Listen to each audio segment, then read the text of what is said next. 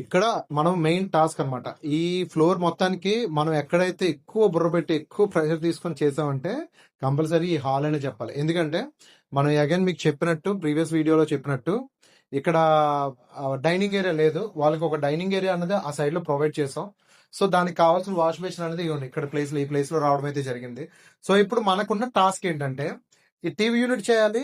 At the same time దానికి relevant గా మనకి అక్కడ వాష్ బేసిన్ కూడా ప్రొవైడ్ చేయాలి. సో దాన్ని ఎలా ప్రొవైడ్ చేయాలో ఫస్ట్ ఇనిషియల్ గా అయితే థాట్ లేదు. టు బీ ఫ్రాంక్ నేను చెప్తున్నాను, లాస్ట్ మినిట్ వరకు కూడా దీన్ని ఏం చేద్దాం అనేది ఒక ఐడియా అయితే రాలేదు.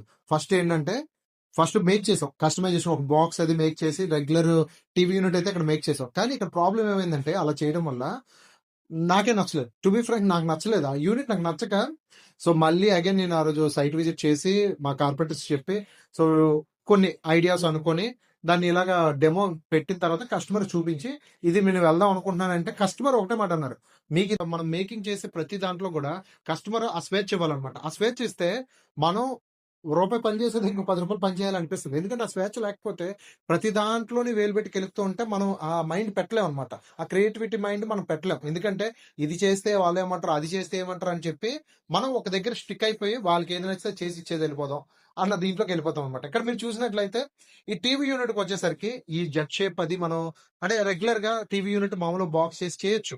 ఇది కొంతమంది నచ్చుతుంది, కొంతమంది నచ్చదు. కానీ దానికోసం కాదు.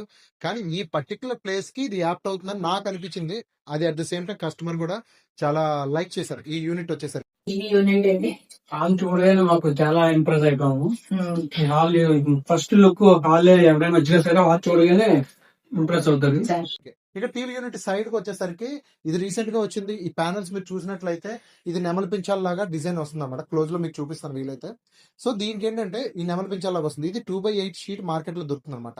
ఈ షీట్ ని లాస్ట్ మీరు నమ్మండి, లాస్ట్ లో ఇంకా మనం హ్యాండ్ ఓవర్ ఇంకా ఇచ్చేస్తున్నాం, ఇంకా అయిపోయింది అన్న టైంలో మనకి ఇది రావడం, స్టాక్ రావడం చూసినంటే మన ప్లేస్ కి ఏదైతే గ్రే కలర్ కి ఇది మ్యాచ్ అవుతుందని నాకు అనిపించడం, వెంటనే బై చేయడం ఇవన్నీ కూడా వెంటనే జరిగిపోయాయి. కొన్నిసార్లు మనం ఎన్నో రోజుల నుంచి మనం ఆలోచించినా తట్టంది ఆ స్పాట్ లో దాని టైం వచ్చినప్పుడు అలా జరిగిపోద్ది అనమాట. అలా జరిగిందే ఈ ప్యానల్ వచ్చేసరికి ఈ ప్యానల్ అలా చేసాం అనమాట.